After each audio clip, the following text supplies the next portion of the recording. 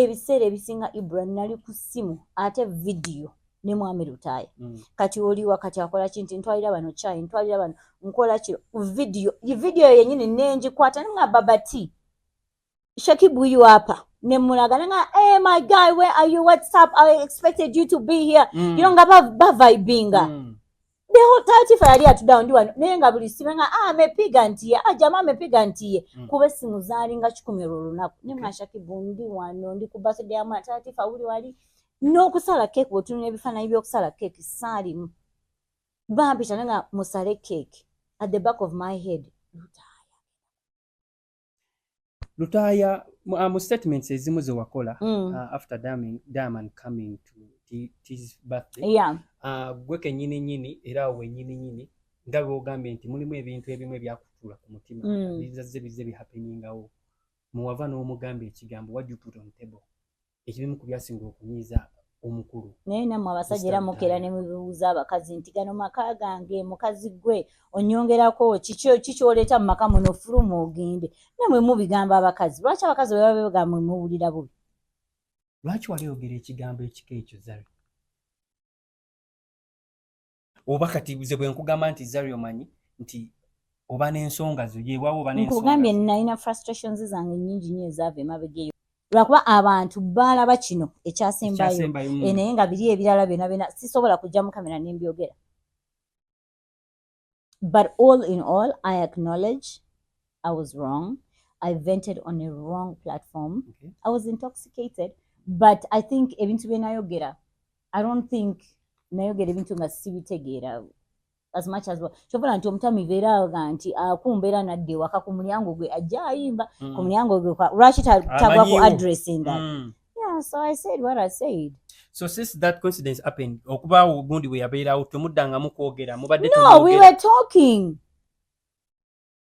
I think we took some time nga tetwogera because nakera ku macha and then realizing I'm like oh my god what did I do then Shakibu was like chala wange ontobodde nnyo. And then we went into that space. It's only human. I have to feel how I feel. Shakib has a right to feel how he feels. So a lot of things happen, but eventually then we started talking. Omwami bwaba talina kyateeka ku mmeeza bwaba wakyogera nti talina kyateeka ku mmeeza n'oyogera ebika by'emmotoka awo nze bye sikyajjukira nga bweweegulira amafuta mu mmotoka ngeegulira nga bw'opangisa ennyumba kitegeeza sipangisa I live in my house I bought it najigula sipangisa omwami ono talina kyakuyambyeko Shakib no that's not what nemwe okugamba nti what do you bring on the table it's not financially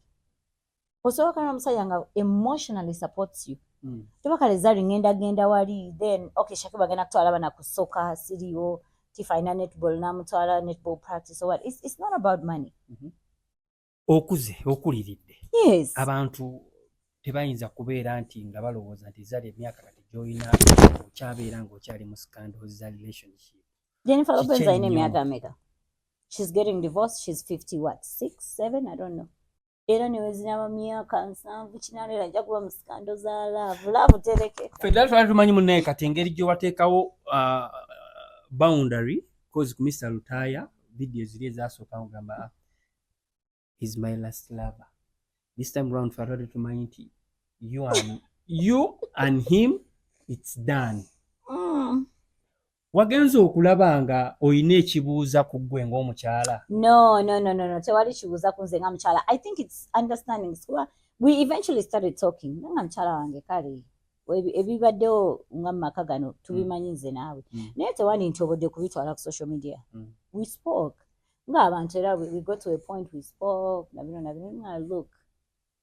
ebyaliwo byaliwo but I was just here nemwa Lutaaya I was here nangamba fine kitegeera but platform gye wakozesa Zari nemwa mukwano ekyo nsonyiwa I apologize to him I apologize to my family so kati ogenda maaso n'okusigala ng'omwetondera ku kyewamukola kyewamuyisaamu neetondera tenaabeerawo nga neetonda ku kintu kyekimu natuula naye twasobola netwogera ku simu then nentuula naye yankimye ku airport yeyanzije ku airport Lutaaya sazze jo Friday yankimye yakukimulisa omusajja akwagala musajja akwagala. Ibra pesha yamanyi musajja binsukako netonda omukwano banneyo gwe mukwano ate tegulina mmanyo tegulina myaka tegulina teri katabo ka love buli omu awandika kake